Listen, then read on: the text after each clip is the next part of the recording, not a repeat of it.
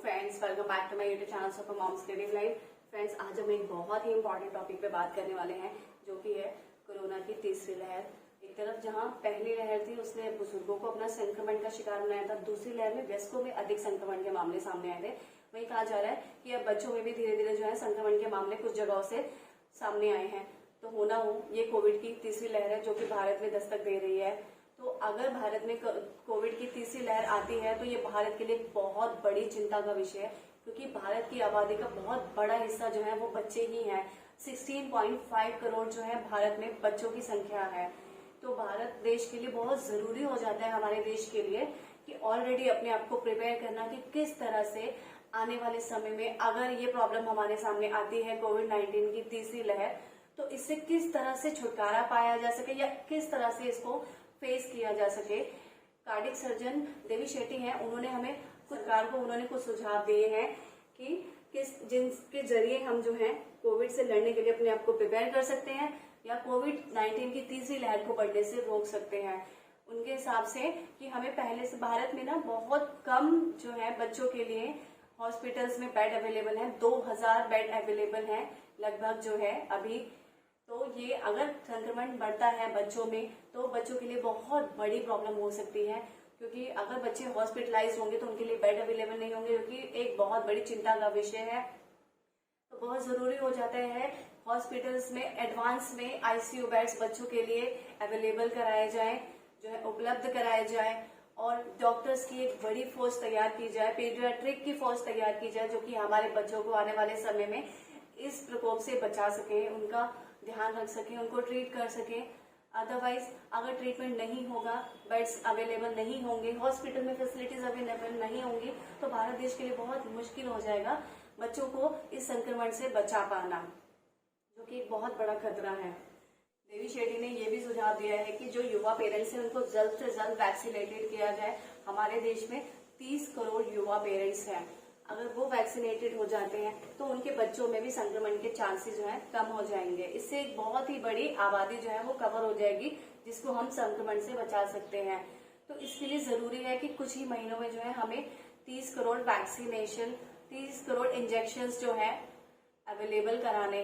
तो इसके लिए भारत सरकार को विदेशी मैन्युफैक्चरर से एडवांस में बात कर लेनी चाहिए, मोल भाव कर लेना चाहिए, और पहले से ही वैक्सीन जो है अवेलेबल करा लेनी चाहिए, ताकि वो परिस्थिति आ ही ना सके जिससे हम निपट ना पाए। तो एडवांस में अपने आप को प्रिपेयर कर लेना चाहिए कि जल्द से जल्द वैक्सीनेशन जो है 30 करोड़ युवा पेरेंट्स का हो जाए। जितनी आबादी है जो है वैक्सीनेटेड होगी उतना हमारे लिए अच्छा है। तो इस काम को जो है जल्द से जल्द करवा लेना चाहिए भारत सरकार को, ताकि टाइम पे जब जैसे जैसे संक्रमण बढ़ता है उस टाइम पे बहुत मुश्किल हो जाएगा कवर करना वैक्सीनेशन को। और ये 30 करोड़ एक बहुत बड़ी आबादी है, बहुत बड़ी संख्या है, जिसको कवर करना इतना इजी नहीं होगा, जिसको कवर करने में टाइम लगेगा और परिस्थितियां हमारे लिए और भी खराब हो जाएंगी।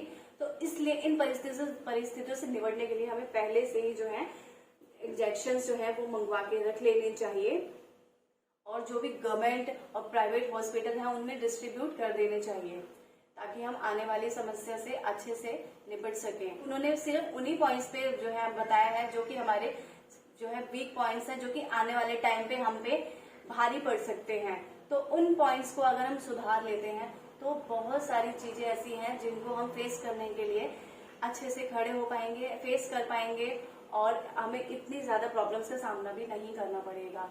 करंटली जो है जो कोविड पेशेंट है 20 जो मतलब रात के समय जो है 20 कोविड पेशेंट पे 2 नर्स जो है उनका ध्यान रखती हैं, लेकिन हम बच्चों के साथ ऐसा नहीं कर सकते हैं। तो उसके लिए ये भी जरूरी है कि हम नर्सेज और डॉक्टर की एक बड़ी फौज पहले से ही स्टैंड बाय में रेडी करें, ताकि जिन जिन राज्यों में संक्रमण के मामले बढ़ते हैं तो हम उन्हें वहां पे भेज सकें। कोरोना संक्रमण की तीसरी लहर से लड़ने के लिए हमें अपने बच्चों को समझाना है।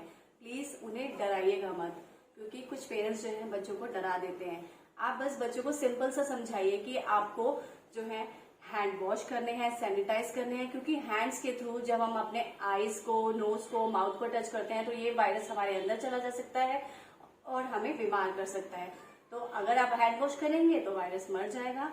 तो proper hand wash and sanitiser का ध्यान रखना है, एंड मास्किंग करनी है, मास्क पहनना है, लोगों से डिस्टेंस बना के बात करनी है, किसी से हैंडशेक मत करो, किसी को टच मत करो। मतलब इन्हीं छोटी छोटी बातों को हम अपने बच्चों को प्रॉपर ध्यान रखें कि वो फॉलो करें, उन्हें सिखाएं, उन्हें समझाएं। इनको फॉलो करके हम जो है अपने बच्चों को सेफ रख सकते हैं। तो सेफ रहिए, सुरक्षित रहिए, अपने बच्चों का भी ध्यान रखिए। उम्मीद करती हूँ वीडियो पसंद आया होगा। अगर जरा भी पसंद आया वीडियो या इससे कुछ भी जानकारी मिली हो तो प्लीज वीडियो को लाइक कर दीजिए, चैनल को सब्सक्राइब कर लीजिए और आने वाले वीडियोस की नोटिफिकेशन के लिए बेल आइकन को भी प्रेस कर लीजिए। मिलते हैं अगली वीडियो के साथ, तब तक के लिए बाय बाय, टेक केयर।